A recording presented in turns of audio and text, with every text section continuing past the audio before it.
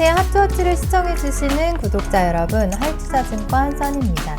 오늘도 빠르게 성장하고 있는 국내 ETF 시장의 최신 동향을 집중 분석해보고 투자자라면 놓치지 말아야 할 핵심 포인트를 짚어보려고 합니다. 최근 ETF 시장에서는 개인 투자자의 순매수 규모가 눈에 띄게 증가했습니다. 기관이나 외국인에 비해 정보가 부족한 개인 투자자들이 ETF를 통해 간편하게 분산 투자의 기회를 노리는 것으로 보이는데요. 지난해 말 기준 국내 ETF 순자산 총액은 121조 원으로 1년 전보다 42조 원 증가했는데요. 올해 1분기가 지나기도 전에 벌써 18조 원 가까이 ETF 시장 규모가 커졌습니다. 지난해부터 이어진 CD금리, 무위험 지표금리 등 단기금리를 기초자산으로 하는 파킹형 ETF와 미국, 일본 등 해외 증시 화랑의 해외 주식형 ETF 인기가 힘을 입은 것으로 분석됩니다. 지난달 월간 순매수 상위 ETF 한번 살펴보겠습니다. 기관 투자자 같은 경우는 코스닥 150 레버리지를 약 2,600억 원 매수했고요. 그 다음 코스닥 150 레버리지를 약 1,800억 원 매수했습니다. 외국인의 경우 타이거 미국 필라델피아 반도체 레버리지, 타이거 차이나 전기차 솔렉티브 614억, 362억 각각 매수했습니다. 개인 투자자는 반대로 코덱스 200 선물 인버스 레버리지를 매수하면서 시장 하락을 예상한 것 같고요. 코덱스 CD금리 액티브 ETF로 좀 안정적인 상품으로도 꾸준히 자금 유입되는 모습을 볼 수 있었습니다. 최근 개인 투자자들이 미국 증시에 직간접적으로 투자하는 방식이 늘어남에 따라 개인 투자자들도 한국 증시에 상장된 해외 지수 혹은 종목들을 묶은 ETF를 많이 매수하고 있습니다. 표를 보시면 지난 한 달 타이거 미국 S&P 500을 개인이 1,400억 원 매수한 거 확인하실 수 있습니다. 그러면 월간 수익률 상위 종목 한번 살펴보도록 하겠습니다. 전달에 이어 3월 한 달도 AI 반도체 관련 ETF가 수익률 상위에 포진된 모습을 볼 수 있는데요. 20% 넘는 수익률을 보이는 한 달이었습니다. 반도체가 휩쓴 3월이었다 해도 과언이 아닌 한 달이었는데요. 지난달 반도체 기업의 주가가 큰 폭으로 오르면서 반도체 관련 상장지수 펀드가 우수한 성과를 냈습니다. 특히 후공정 관련 소재 부품 장비들의 주가가 급등하면서 이에 집중하는 ETF가 수익률 상위권을 휩쓸었습니다. 이와 함께 삼성전자, SK하이닉스 등 대형 반도체 주가도 상승 흐름을 보이며 코스피 지수가 오르니 코스피 인버스 ETF는 수익률이 내려앉는 모습 보였습니다. 수익률 하위 ETF를 살펴보면요. 대부분은 코스닥 150 선물 인버스 ETF였는데요. 히토류 관련주 ETF가 마이너스 10%로 높은 손실을 기록했습니다. 전기차, 스마트폰 등 첨단 제품을 생산하는 데 필수적인 히토류를 비롯해 리튬, 티타늄 등 자원 관련 기업에 투자할 수 있는 상품입니다. 자원을 생산하고 정제에 걷어들이는 매출 비중이 높은 기업이 편입 대상인 상품입니다. 탄소 배출권과 신재생 에너지 관련 상장 지수 펀드가 작년 하반기부터 조금씩 뒷걸음질 치더니 올해 들어선 하락률 상위권에 일제히 이름이 올라가고 있는데요. 올해 미국 대통령 선거와 유럽 의회 선거 등 굵직한 주요국 선거를 앞두고 경제 논리가 우선시되는 정책들이 나온 영향으로 풀이됩니다. 증시 호황에 국내 ETF 순자산 총액이 140조 원을 앞두고 있습니다.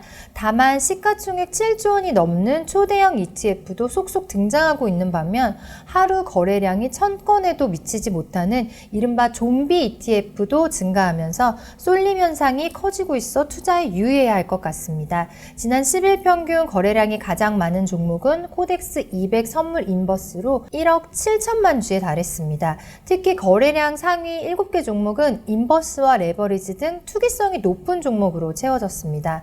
반면 거래량이 1만 주 미만인 종목도 전체 상장 ETF의 절반이 넘는 450개였습니다. 심지어 거래량이 1000주 미만인 종목도 244개나 되는데요. 거래량이 1000주 미만인 소위 좀비 ETF는 호가와 순자산 가치 사이의 괴리가 커질 수 있어 투자자들의 유의가 필요합니다. ETF 매수 전에 거래량이 어느 정도 되는지 반드시 확인할 필요가 있습니다.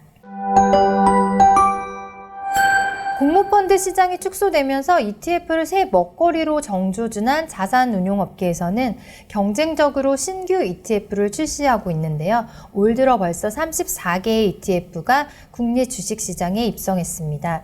운용사별로 특색 있는 ETF 상장도 이어지고 있습니다. 지난 3월 상장된 아리랑 머니마켓 액티브의 순자산액은 1221억 원을 기록했습니다. 설정 원본액은 920억 원이었는데요.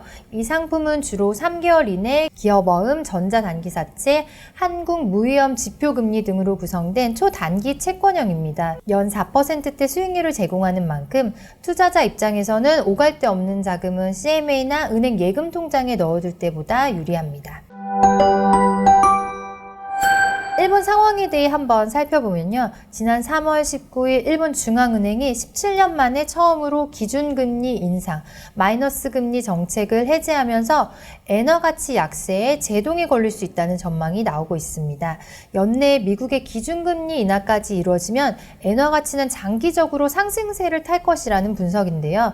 투자자들도 엔화가 저점을 찍었다고 판단해 환차익을 노릴 수 있는 ETF 상품에 눈을 돌리는 중입니다. 환해지 없이 엔화에 노출된 ETF 상품이라면 엔화 상승에 따른 환차익을 거둘 수 있습니다.